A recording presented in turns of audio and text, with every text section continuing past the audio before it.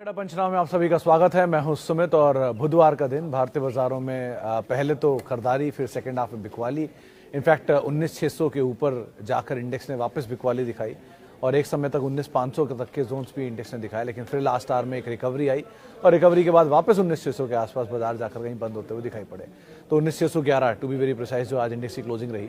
Nifty में खरीदारी थी मिड कैप में आज 8वां दिन, जबकि फ्लैट टू पॉजिटिव साइड पे जाके बंद हुआ। वैसे तो खरीदारी लगातार है, लेकिन आज 8वां दिन जबकि फ्लैटिश टोन पे जाके बंद हुआ। निफ्टी बैंक में भी रिकवरी आई लोअर लेवल से, लेकिन लास्ट आवर की जो बाइंग थी वो पूरी तरह से आईटी के नाम आप कह सकते हैं, जहाँ पे आईटी ने सपोर्ट किया, स्पेशली इन्फोसिस, टीसीएस जैसे नाम जो कि लोअर लेवल से रिकवर होकर बंद हुए।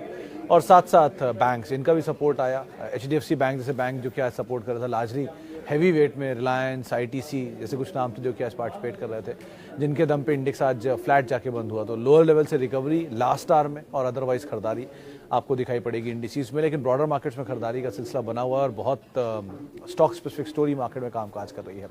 मिसाल के तौर पे पीएसयूज बास्केट अभी भी तेजी में है। रेलवेज आज थोड़ा प्रॉफिट टेकिंग में आया, लेकिन पीएसयू में पेट्रोनेट, एलएनजी ऐसा स्टॉक जो कि अच्छी तेजी में आज रहा। पेपर में खरीदारी है, न्यू मतलब पेपर शेयरों में खरीदारी है। इसके अलावा शुगर शेयरों में खरीदारी है और डिमांड की बात या प्राइसेस बढ़ने की खबर के बीच में वहाँ पे खरीदारी देखने को मिली। फर्टिलाइजर में अच्छी तेजी थी, 2-3 शेयरों तो अपर सर्किट भी लगे वहाँ पर। तो ऐसे स्टॉक स्पेसिफिक या सेक्टर स्पेसिफिक या सब सेक्टर स्पेसिफिक मूव जो है मार्केट में बनते हुए दिखाई पड़े। आज फार्मा का दिन था, तो mid cap pharma, large cap pharma जहाँ पर खरीदारी देखने को मिली। एफएमसीजी में टाइटन जैसे स्टॉक, आईटीसी जैसे स्टॉक जो कि आज खरीदारी के साथ कामकाज कर रहे थे। इसके अलावा ऑयल एंड गैस में रिलायंस जो कि आज पार्टिसिपेट करता हुआ दिखाई पड़ा था। लास्ट आवर में रिलायंस जियो की एडजस्टमेंट भी थी, तो शुरुआत में आपको 4% नीचे दिखा, फिर एक स्पाइक आया 2% ऊपर का, फिर वो फ्लैट जाके बंद हुआ। तो एक एडजस्टमेंट थे लास्ट आवर में कि जियो कल से अब निफ्टी का हिस्सा नहीं है। तो आज जो लास्ट आवर था जिसमें निफ्टी की सेलिंग थी 6 करोड़ शेयरों के आसपास की, तो वो सेल ऑफ देखने को मिल रहा था। इसके अलावा आज यूनाइटेड स्पिरिट्स नया ऑल टाइम हाई हिट हुआ, 1070 ऑलमोस्ट। टाटा कम्युनिकेशन ऑलमोस्ट एक साल नए ऑल टाइम हाई के आसपास बंद होता हुआ दिखाई पड़ा।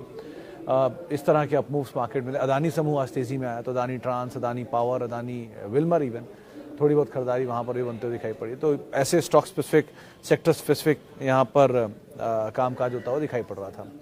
चलिए अब सवाल जवाब का सिलसिला शुरू कर लेते हैं और बातचीत कर लेते हैं कुछ सवालों को लेकर भी। पहले कुछ यूट्यूब के सवाल आज लेता हूँ।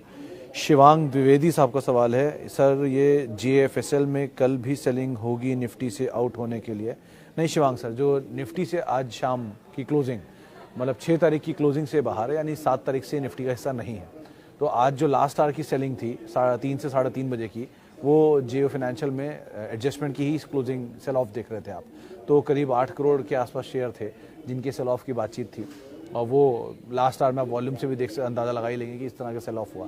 इसीलिए वो एक तेज़ बिकवाली आई, फिर एक तेज़ पुल बैक आया और फिर एडजस्टमेंट्स होते हुए दिखाई पड़े।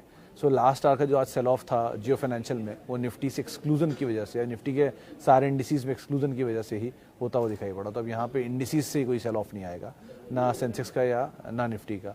तो अब जो सेल ऑफ होंगे वो ईटीएफ कभी करेंगे तो करेंगे, लेकिन अब नेचुरल सेलिंग होगी जो भी होगी। और इतनी बड़ी सेल ऑफ को ये ऑलरेडी कंज्यूम कर चुका है इस दाम पर, तो बहुत बड़ी सेल ऑफ की उम्मीद एटलीस्ट अब इंडेक्स फ्रंट पे तो नहीं लगा सकते। IDFC best first bank for long term, I have 5088, want to add more. Chetan sir, ये वैसे तो मेजरली मर्जर का ही कैंडिडेट है, दोनों को मर्ज होना ही है। डेट्स आई चुकी हैं, स्वैप रेशियो आई चुके हैं, मतलब डेट्स नहीं स्वैप रेशियो तो आई चुके हैं। सो बहुत कुछ इसमें है नहीं, तो पहले एक बार मर्ज होने दीजिए, नई एंटिटी बन जाए, उसके अकॉर्डिंग काम होगा। बट जो हमेशा बात होती थी कि IDFC bank new HDFC bank, वो तो आप उम्मीद मत रखना। HDFC बैंक जैसा बैंक तो नहीं बनेगा, बट हाँ नई entity would be very strong enough, तो होल्ड तो आप कर ही सकते हो। मर्ज हो जाने दो, रेशियोज देख लो। मेरे ख्याल से इसमें स्वैप रेशियो के हिसाब से कुछ फेवर भी है IDFC बैंक के हित में है, शायद 16-17% का स्वैप चल रहा है इसमें, कोई फ्रेंड बता रहा था हाल फिलहाल में। तो उस लिहाज से भी आप इस पर नज़र रखना। But IDFC first bank otherwise hold है, गुड टू होल्ड है, खराब ही नहीं इसमें होल्ड करने में। Okay, I have 50 SBI share at 610 and 50 Bank of Baroda share at 200. What to do now? Abhishek sir, SBI के इसमें जहाँ पर खरीदारी की है 610, 632 का ऑल टाइम हाई है जो मेरी याददाश्त कहती है, और 632 का ऑल टाइम हाई ब्रीच होने पे ही इसमें और बड़ी तेज़ी आएगी। बट हैविंग सेड दैट, आपने बैंक खराब नहीं चुना। SBI is one of the finest and best PSU bank, तो आप आराम से बने रहो, वो तो कोई इशू नहीं है इसके लिए। और रही बात बैंक ऑफ बड़ौदा, ये भी हमने बहुत ऊपर के लेवल पे लिया है। मैं एज्यूम करके चल रहा हूँ कि दोनों आपने लॉन्ग टर्म के लिए लिए, दोनों लॉन्ग टर्म में तो बने रहो, बट दोनों में कंपेरेटिवली SBI इज़ बेटर। तो क्योंकि वो ऑलरेडी बीटन डाउन है। हाँ, नीचे के लेवल पे आराम से एवरेज करो कि क्वांटिटी इतनी नहीं है, लेकिन एवरेज जो होगा वो बड़ी क्वांटिटी में नहीं, 10-10, 15-15, 20-20 ऐसे करके आप एवरेज करते चलो, ताकि अगर नीचे आपको मिलता जाए तो आपका एवरेज भी नीचे आता जाए और आराम से आप उसे होल्ड भी कर लो। So it is a good bank to hold, और अच्छा बैंक, बढ़िया नंबर, बट वो है कि गोल्डन पीरियड जो था 4 क्वार्टर के नंबर का, 3 क्वार्टर के नंबर का, वो इसने दिखा दिया है। बट स्टिल निफ्टी का स्टॉक है, लार्जेस्ट प्राइवेट PSU बैंक है, तो बने रहने में कोई प्रॉब्लम नहीं है, इसमें आप आराम से अपना समय दे सकते हो। ओके, इसके अलावा अब कुछ फेसबुक के सवाल कहाँ गए, उन पर भी बातचीत कर ली जाए। पहला सवाल, what about ICICI bank for next 3 to 6 months? 3 to 6 months I don't track market, but ICICI bank is a good bank otherwise to hold for long term.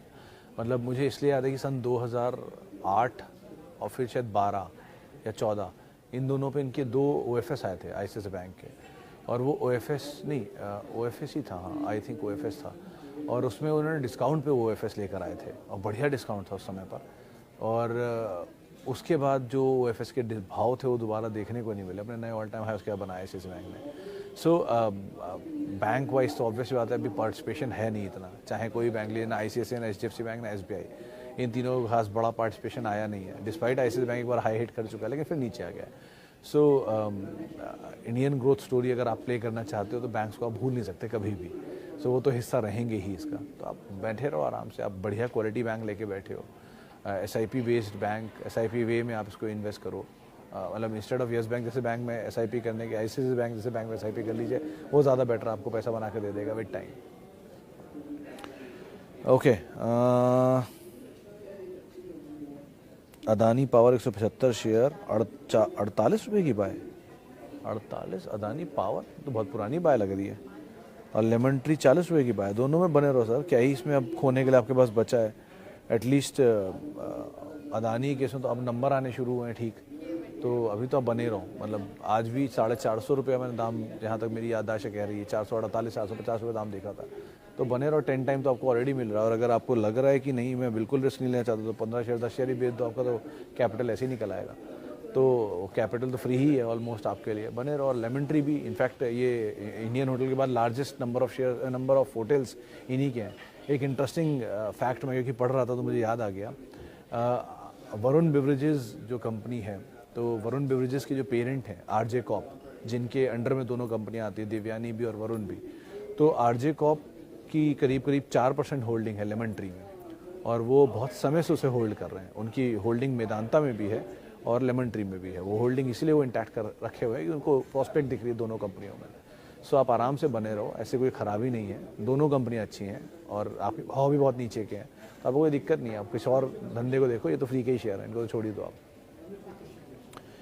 Good pull back in IB real and Spencer, हाँ ये बात तो सही है मनीष जी, आज IB real, आज Spencer में अच्छी तेज़ी थी, 12% तक चला एक समय पर, वो 74 रुपये पर आमतौर पर टकता है, देखते हैं ये रेजिस्टेंस बारी पार होता है कि नहीं होता, लेकिन हाँ तेज़ी तो आई है। 2-3 ट्रिगर दिख रहे हैं, एक तो फेस्टिवल डिमांड है गोइंग फॉरवर्ड, तो फेस्टिवल आमतौर पर अच्छा क्वार्टर होता है, सेकंड हाफ हमेशा, प्लस वो टाटा कम्युनिकेशन की, टाटा कंज्यूमर की डील जो हो रही है हल्दीराम से, ये बज़ क्रिएट कर रही है कि सेक्टर में अगर ये वैल्यूएशन मिल सकता है इन कंपनियों को या नॉन लिस्टेड कंपनियों को, तो लिस्टेड कंपनियों को क्या वैल्यू मिलना चाहिए। प्लस ऑलरेडी बाजार में सब कुछ चल रहा है, तो ये भी चल रहा है। And like wise IB real भी 80-82 रुपये देखा था मैंने, बट अगेन जिनके पास है वो तेज़ी का इस्तेमाल करके एडिक्वेटली थोड़ा पैसा लेकर निकलने की कोशिश करें। ऐसे मौके कुछ स्टॉक में हमेशा निकलने के लिए ही होते हैं, उसका इस्तेमाल करिएगा। ये एक बार हो सकता है कि बहुत डिनाइल है इसलिए चल जाए, जैसे BHEL है, डिनाइल था चल गया। सो अगर डिनाइल पे चलना शुरू हुआ तो फिर तो कहीं भी जा सकता है, 150-200 भी हो सकते हैं, बट उसका एक ही सोल्यूशन है कि जहाँ आपके कैपिटल से ऊपर निकलना शुरू हो, थोड़ा आप कैपिटल निकालते रहो, फ्री के शेयर छोड़ते जाओ, वो जहाँ पर जाए फिर तो फ्री का ही है। Okay, what is the problem with UPL, how and when the problem will be solve? Chinmay sir, number ही ख़राब थे, प्रॉब्लम क्या है? सबसे बड़ी चीज़ तो ये कि नंबर ख़राब है, प्लस क्योंकि एक्सपोजर रखते हैं कुछ मार्केट्स में जहाँ पर ड्राई स्टेट थे, तो इसकी वजह से इनके नंबर्स वीक हुए थे।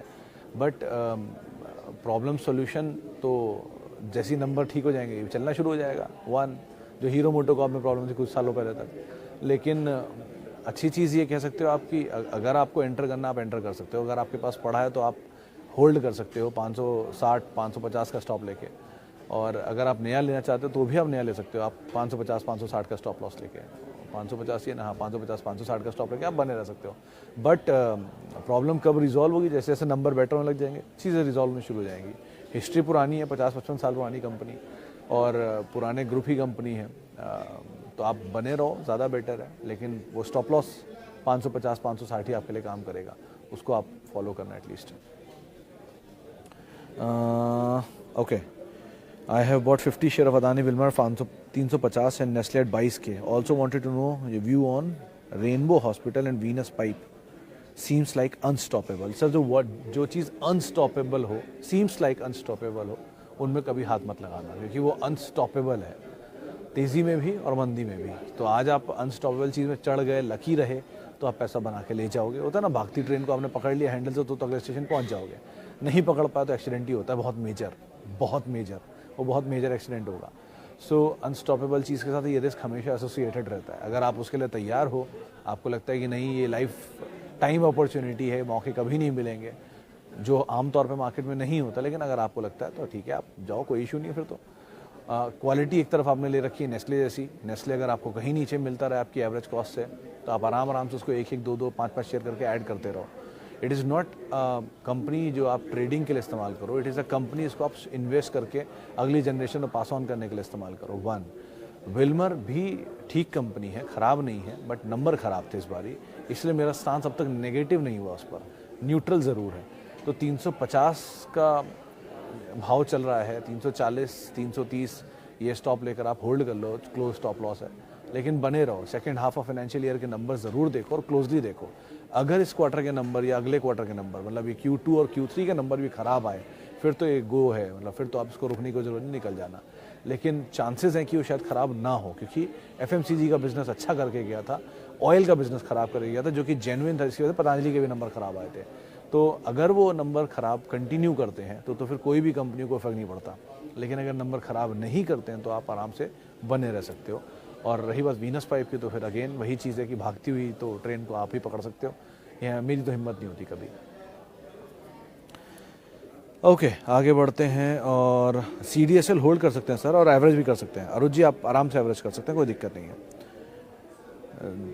View on LT foods. प्रसन्नता सर, ये KRBL, LT foods, Chamanlal Setia, ये सब कंपनियां जो होती है ना, ये सीजनल होते हैं। इनमें कोई भी एग्रो कमोडिटीज़ कंपनी जो होगी, चाहे रबर हो, टी हो, शुगर हो, पेपर हो एंड दिस राइस, ये पांचों की पांचों कंपनियां, सेक्टर जो है, ये आमतौर पर सीजनली चलते हैं। तो अभी आप वो फेस्टिव डिमांड की बातचीत करोगे कि फेस्टिव आने वाला चल रहे हैं इसलिए दिवाली तक चीनी तेज रहेगा, मान लेते हैं। आपको इलेक्शन इसलिए पेपर तेज आ जाएगा, मान लेते हैं। या आप कह दो कि जी फसल ख़राब होगी इसलिए चल रहा है, मान लेते हैं। तो ऐसी तरह की चीज़ें तो हो सकती हैं, लेकिन लॉन्ग टर्म स्टोरी राइस में शायद ही बने। तो अगर आप मार्केट समझते हो बढ़िया से, साइकिल समझते हो बढ़िया से, और साइकिल में एंटर कर गए लोअर एंड पर और अपर एंड पे निकल गए, देन इट्स फाइन। लेकिन अगर आप अपर एंड पे फंस गए तो बहुत समय के लिए आप चीनी या कमोडिटीज़ में फंस जाते हो। तो अकॉर्डिंगली इसमें कॉल लेना। तो कोई भी कमोडिटी बेस्ड स्टॉक जब भी आप एंटर करो, इवन मेटल समटाइम्स, तो उनमें आप हमेशा इस चीज़ का ध्यान रखना कि आप साइकिल के हिस्से में एंटर कर रहे हो। तो शुगर की साइकिल जैसे अभी नहीं मुझे लगता आई है, लेकिन ठीक है, शुगर चल रहा चलेगा अभी। एक पुल बैक या एक लार्ज पुल बैक जैसा मूव आए तो देखते हैं अकॉर्डिंगली। बट अभी तो यही ट्रिगर बन रहे हैं जिसके दाम पर चल रहे हैं, तो ट्रिगर का एंजॉय करिए और मोमेंटम को प्ले करिए। ओके, वापस लौटते हैं अब कुछ फेसबुक के सवालों को लेकर। Coal India and BSE for long term. चना सर देखो, एक चीज़ है, कोल इंडिया तो वैसे डिविडेंड पेइंग स्टॉक है। मतलब रादर कल परसों ही मेरे एक फ्रेंड का मैसेज आया कि कोल इंडिया देख रहा है, तो मैं उसको यही जवाब दिया कि हाँ 15 साल से देख रहा हूँ, 13 साल से, जब से लिस्ट हुआ है आज तक इशू का प्राइस नहीं आया। तो बोलता है नहीं, मेरे को तो डिविडेंड दे दिया उसने और कॉस्ट निकाल दी। मैंने कहा ठीक है, डिविडेंड दे दिया, कॉस्ट निकाल दी, अगर ये तेरी एक्सपेक्टेशन थी देन इट्स फाइन। लेकिन अगर ये एक्सपेक्टेशन नहीं थी तो कोई बड़ा रिवॉर्ड नहीं जनरेट करके दिया उसने। तो शायद मतलब सन 2011 अगस्त में कोल इंडिया देश की सबसे बड़ी कंपनी बनी थी, उसके बाद से वो दिन आज तक नहीं आया, और वो भाव भी कभी नहीं आया जो कोल इंडिया ने दिखाया। ये बिना स्प्लिट बोनस के ये दाम आप देख रहे हो, मेडन दाम है इसका। तो डिविडेंड पे ऑफ के लिए बढ़िया कंपनी है, मोमेंटम बढ़िया मिल रहा है, आप एंजॉय करिए। देश की लार्जेस्ट कोल कंपनी तब भी थी, देश की लार्जेस्ट कोल कंपनी आज भी है। 80% देश का जो पावर जनरेशन कोल है थर्मल का, वो तब भी जनरेट करके देती थी, आज भी देती है। ये बिटुमिनस कोल या फिर जो कह लीजिए कि क्वालिटी ऑफ कोल तब भी इन्फीरियर था, आज भी इन्फीरियर है, तो इनमें कोई बदलाव नहीं आया। लेकिन ठीक है, आजकल स्टोरी चल रही है PSU की, तो बढ़िया चलने दीजिए, कोई दिक्कत नहीं। तो इसलिए आप बने हो तो बने रहो, और डिविडेंड पे ऑफ होता ही अच्छा, तो उसको आप इंजॉय करो। और रही बात आपकी दूसरी पोजीशन की BSE की, तो हाँ वो एक खबर चली है ना कि BSE में मर्जर होगा। वो मर्जर नहीं है, पहली चीज़, एक यूनिफाइड लाइसेंस होगा, एक एक्सचेंज होगा, उसकी अगर आप लाइसेंस ले लोगे तो NSE BSE दोनों के लाइसेंस आपको मिल जाएंगे। क्योंकि अगर वो मर्जर होगा तो सिचुएशन बहुत अलग होगी, क्योंकि मर्जर होते ही NSE और BSE का मर्जर होना मतलब उनके दाम सेम देना, तो NSE का IPO चला जाएगा, ऐसा कुछ नहीं हो रहा। इसलिए तो ये सिर्फ यूनिफाइड लाइसेंस देने की बात है, जिसको दो एक्सचेंज के मर्जर की कहानी बना दिया है। सो आप इसको ऐसे समझें, तो BSE on otherwise on good to hold है, बट चला बहुत है। पहले वो एडजस्टमेंट से पहले चला, फिर एडजस्टमेंट हुआ, फिर दोबारा चल के 12 साढ़े 1200 आ गया। सो चला बहुत है। तो अगर आपको पैसा बन रहा है तो पैसा थोड़ा सा आप निकाल लेना, कैपिटल अपना प्रोटेक्ट कर लेना, और बाकी टाइम में आप बने रहो। दो कंपनी अच्छी है, बट चला है तो थोड़ा रिस्क रहता है हमेशा। अपार इंडस्ट्रीज करंट लेवल पे ऐड करना चाहिए कि 2880 की बाइंग है सर, 2880 की बाइंग, और 4800 आज मैंने देखा था दाम। तो 2000 रुपये ऊपर जाके एवरेज करने की क्यों जल्दी आप मचा रहे हो? इतनी की ऐसी कंपनी हो गई है जो 2000 रुपये ऊपर। दो इस कंपनी का मल्टीपल आज भी 27 है, और वैल्यू अभी भी है इसके अंदर, बट आपका एवरेज बहुत नीचे का है, तो आप एवरेज ख़राब कर लोगे अपना। अगर 4800 पे बाय करोगे तो 3800 पे तो एवरेज आ जाएगा, तो एवरेज क्यों ही ख़राब करना। इंस्टेड आप, अगर बहुत आपको लग रहा है क्वांटिटी कम है तो थोड़ा बहुत एवरेज कर लो, वरना नए किसी अकाउंट में ले लो थोड़ा सा, ताकि नीचे आए तो वहाँ पर आप एवरेज करते रहो। लेकिन मतलब कंपनी अच्छी है, गुड टू होल्ड है, गुड टू बाय इवन है, लेकिन आपके लिए क्योंकि कॉस्ट बहुत नीचे की है, तो आपका एवरेज ख़राब हो जाएगा, उसमें पढ़ने चक्कर नहीं पड़ता। ऐसा कुछ नहीं है सर, बाजार भागा जा रहा है, ये इंडिया की स्टोरी ख़त्म नहीं हो रही, ये 10 साल की स्टोरी है। 10 साल में 50 बार बाजार नीचे आएगा, तब आप ऐड कर लेना, कहाँ भागी जा रही हैं चीज़ें। कोई ना कोई रीज़न के साथ बाजार आपको नीचे मिलेगा। अब अगस्त ये मार्च में जब बोलता था लेने की सिचुएशन है, तब सब बेच रहे थे। अब सब बोल रहा हूँ बेचने की सिचुएशन है और सब ले रहे हैं। सो थोड़ा संभलो इस चीज़ को कि पैनिक स्टेट में बाज़ार में माल छोड़ा जाता है, बाय नहीं गया है, तो सबसे अच्छी स्टोरी पैनिक स्टेट में ही आती है किसी भी चीज़ को लेने के लिए। तो उसका आप ध्यान रखना, यहाँ से बहुत ज़्यादा अपसाइड नहीं बचेगा, बहुत ज़्यादा डाउन साइड ज़रूर खुल सकता है। Which one is better? CDSL is better, CAMS और CDSL कंपेरिजन में। अदानी ट्रांसमिशन बाइंग लेवल 813 पर है, 123 share for long term. Manish sir hold कर सकते हो, 760 आपका स्टॉप लॉस होगा, close stop loss, crucial stop loss is 760। अगर उसके नीचे 800 के आसपास, 790 780 के आसपास मिल भी जाए तो आप और ऐड भी कर सकते हो। बट अगेन हर सिचुएशन में आपका स्टॉप लॉस 760, मैक्सिमम 750 रहेगा, इससे नीचे मत जाना। ओके, PVR में 12% प्रॉफिट मिल रहा है, 1800 रुपये पे। कॉल राइटर नहीं काट रहा है पोजीशन। ओह अरूप जी, आप कॉल राइटिंग कर रहे हो, फिर तो मैं गलत आदमी हूँ। इसके लिए आप फिर मैं ऐसे बात करने का मतलब ही नहीं। मैं फंडामेंटल एनालिस्ट, मैं स्टोरीज पढ़ता हूँ, पुरानी हिस्ट्री पढ़ता हूँ, फंडामेंटल व्यू रखता हूँ और लॉन्ग टर्म व्यू रखता हूँ। कॉल राइटिंग आप देख रहे हो तो मैं क्या ही बता पाऊँगा इसके बारे में।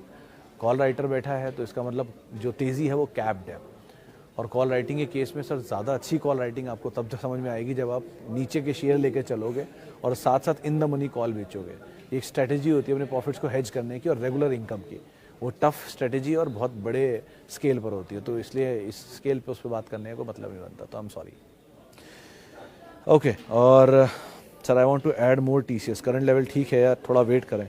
पहले 600 शेयर हैं, 2880 की एवरेज है। वेरी नाइस अनिल जी, थोड़ा सा ऐड कर सकते हो। मतलब मेरा ऐसा पर्सनल फील है कि TCS एंड IT का ये मंथ हो सकता है, क्योंकि मतलब सो फार मैं कम ही गलत पढ़ता हूँ, लेकिन ऐसा मेरा गट कह रहा है कि थोड़ा सा चलना चाहिए। बिकॉज कंसिस्टेंटली अंडर परफॉर्मर रहा है और कंसिस्टेंटली IT प्रेशर में रहा है, and everybody is now forgetting about this sector. तो जहाँ पर सवाल कम आते हैं पब्लिक के, जहाँ पे बातचीत कम होती है सेक्टर के बारे में, वहाँ ज़्यादा तेज़ी आती है। तो अभी सब तरफ है IT, सब तरफ है रेलवे, सब तरफ है PSU, सब तरफ है पेपर, शुगर, कमोडिटीज़। तो यहाँ पे बातचीत करना, ऑटो, इवन फार्मा रादर, तो लग रहा है कि यहाँ पे थोड़ी बहुत तेज़ी आनी चाहिए, स्पेशली लार्ज कैप IT में एंड स्पेशली TCS में। तो नज़र रखिए, मुझे लग रहा है चलना चाहिए। तो आप यहाँ थोड़ा बहुत एवरेज कर सकते हो, कोई दिक्कत नहीं है।